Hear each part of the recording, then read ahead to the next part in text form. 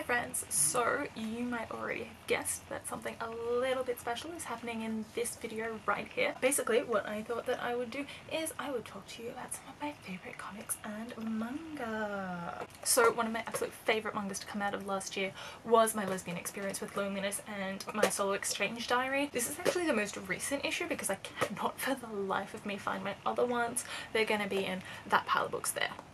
I'm not going through that. One of the first manga I ever read slash anime that I first watched was Ouran High School Host Club, and it is still one of my absolute favourites. I think it's just so adorable and sweet, and the older I get and the older I am while reading it, I realise that it's got a really nice, it has a really nice story to it. It's also like a little bit queer, which you kind of don't realise on first reading, or I didn't, at least when I was 12. Do it anyway because it's worth it and you will love yourself for it. One of the most recent works that I picked up was this one, Cosplay.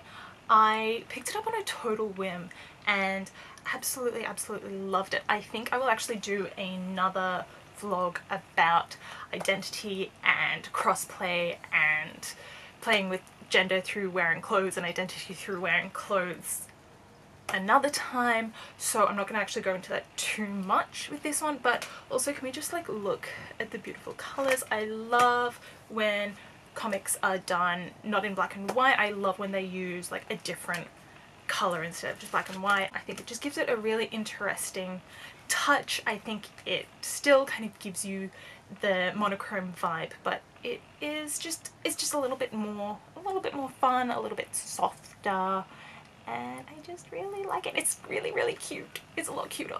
And I like this. I like this comic. It's so cute. Oh my god. It's my kitten. So the first comics I ever read were my dad's Phantom comics. I used to sit in a little library study area and just read through them. My favourites were always the one with Diana in them, because even though she was a bit of a femme fatale, she was always kind of being rescued, but at the same time she was so accomplished by the time, most of the time, by the time the Phantom got there, she'd already kind of got herself out and he was just kind of like, oh, okay, don't know why I'm here. Very much kind of Sailor Moon Tuxedo Mask relationship, except, you know, imagine if Tuxedo Mask was actually competent at something. That's the Phantom, and also wearing like an entire purple suit. So I absolutely love those, but I didn't think of myself as kind of a comic reader. It was just kind of, this is just something I did, I enjoyed it. The first comic that I actually picked up where I was like, oh, I read comics now, I'm a comic reader, was this one, Greek Street, and that was, oh, I got it in 2010 at Kinokuni. You know what? I've actually reread it and like it's good, but it's not that good. But it is basically just a retelling of some Greek myths, which is basically what drew me to it. It's just some modern retellings, and it starts with Theseus and it goes all the way through and tells some stories about Medea. This is a very sexy comic. It's not particularly good, but like as first comics go, I think it was actually pretty decent. There are a lot of first comics I could have picked up. I think it was a lot of fun. I think now the kind of comics that you know what? I think I still like this. I think I need to reread it. I haven't read it basically since I got it in 2010. So I think I want to reread this before actually passing judgment on it again. The next one I really kind of got into was Lock and Key series. It's by Joe Hill, which I didn't realize until like last year, beginning of this year. I love his books. I really enjoyed reading Horns. I haven't got around to reading Nosferatu yet, but I will, and I'm really excited to do that. I picked it up because the first trade paperback is called Welcome to Lovecraft. And I love Lovecraft, so that basically got me into it, and then it has some just absolutely mental characters. There's some kick-ass ladies, there's an evil lady, dude, demon possessed person. I don't remember because it's been a real long time since I read this. This is another one that I really need to reread, but I do absolutely love it so much. I think that the artwork is really interesting. It's a little bit different to how I usually like it. It's a bit, I don't know, it's a little bit darker and more muted than I think I like usually. Oh yeah, and it's also kind of violent, but that's, you know, that's neither here nor there. I really like this one, and I think it's a good one to definitely get into if you want to get into comics. I also really like Sandman. Again, this was one of the first ones that I really started collecting. I think it's also a really good introduction to comics if you don't want to go kind of either the Marvel or the DC route. It's Vertigo comic, which is owned by DC, but it is their more kind of indie titles. Sandman is also just a good, solid story. I mean, it's Neil Gaiman, he's a fantastic writer. Again, this is one where I kind of didn't expect to like the art as much as I did. I don't usually like this style of art. I usually prefer it to be just kind of a little less, I don't know if you can see, it's quite scratchy. I don't usually like that style, but I think it really works with this comic. It's got a very kind of dreamy sort of feel to it, and that, I mean, it's called The Sandman, so I think that works really well with that. Within the Divine, this is actually the most recent trade paperback. I know for all the others I showed the first one. If you think I'm not showing it with this one because I don't know where it is, you are wrong. It is under that pile of books there. I absolutely love this series. It just absolutely grabbed me from the very first book. It's got everything that I absolutely love.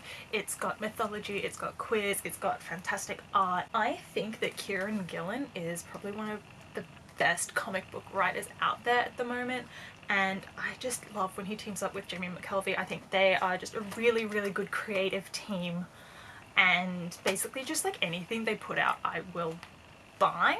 I started with Wicked and the Divine, and then I have pretty much gone and picked up everything else that they did. Their run of Loki, The Journey into Mystery, was absolutely fantastic. It was actually how I ended up picking my next lot of comics.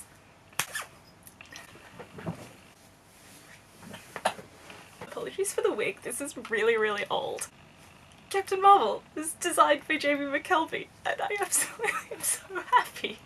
I'm so happy that his design is in the new film. I'm so happy for him. I actually used to have some serious Captain Marvel hair, but then I dyed it and it's the wrong colour now. So we're just kind of, I think we're just living with this. Young Avengers! Yay! I love this series. It is absolutely so cute. Basically by the end of this series, everyone ends up being extremely gay, which is just the perfect MO for everything. It also has just some really sweet and lovely storylines, and it's just so heartfelt. I hope you're enjoying my cat in the background. Hi! I love Young Avengers. They were actually my first foray into Marvel. I think it was either Young Avengers or Black Widow. Children's Crusade is the first Young Avengers comic that I ever read. I would say it's also the best introduction to this series, unless you want to start with the Kieran Gillen volumes. I feel like Kieran Gillen waved the magic wand of gay across everyone, and I don't think that's a bad thing. I think that's my favourite thing about the series, actually. Some of you by now have probably seen the new Avengers movie, Endgame.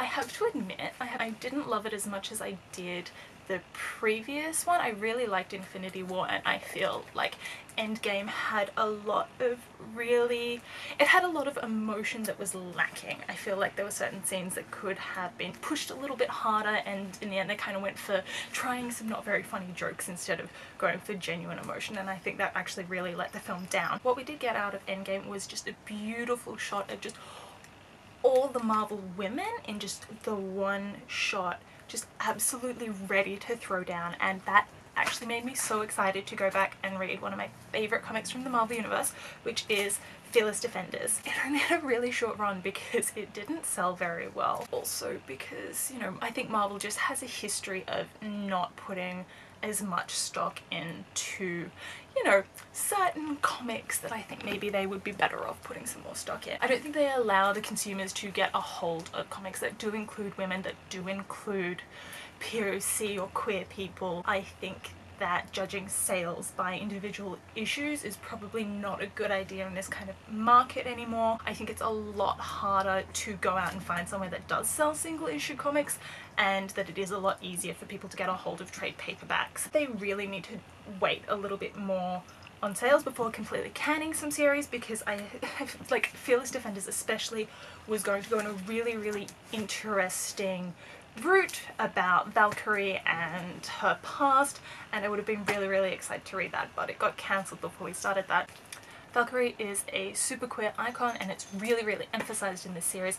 I think that is one thing that Thor Ragnarok did really well. I think Tessa Thompson plays an absolutely amazing Valkyrie. I think that she is just, I'm in love with her for starters, but also I just love how just confident and how just extremely unashamedly queer she plays that role, and it just makes me so incredibly happy. Now, am I going to talk about DC Comics while wearing a Marvel costume?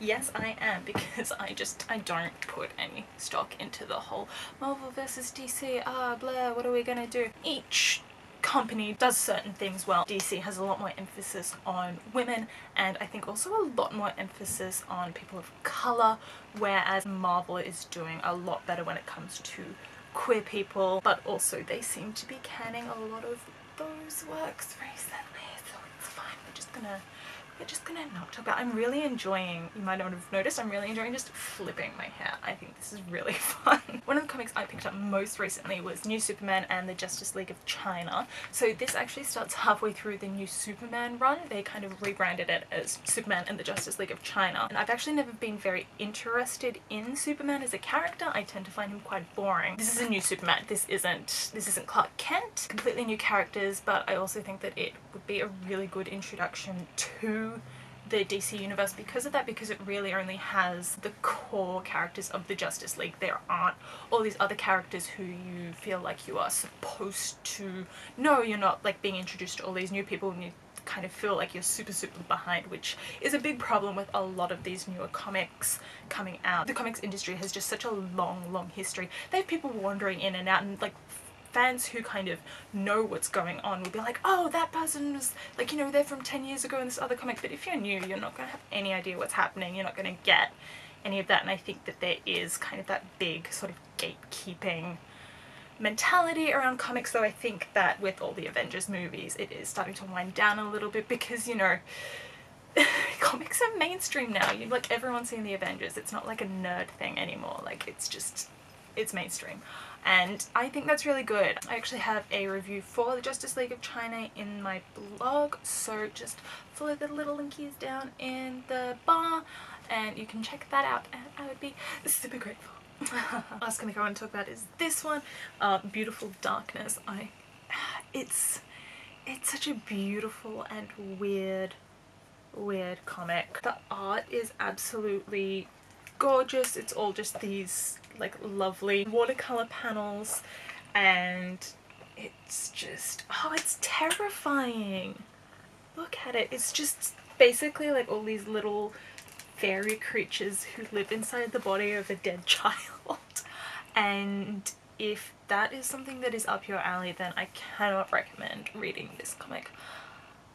I can't recommend it high enough. It's such a beautiful, disturbing, weird and wonderful comic, and I absolutely love it so much. I loved it from like the first instance I started reading it. It's definitely one of my favorites, so if you want something a little bit different, definitely go for this one. There are a lot of other comics out there that I love. I don't think I even got to talk about Paper Girls at any point in time. The Saga, there are just, like, not to mention like all the manga and everything. Look, this is only like the third video I'm doing, so there's going to be plenty of time to talk about everything else that I love, and I'm really excited to keep doing these, and I've already got some ideas for the next one, so hopefully I will see you all soon.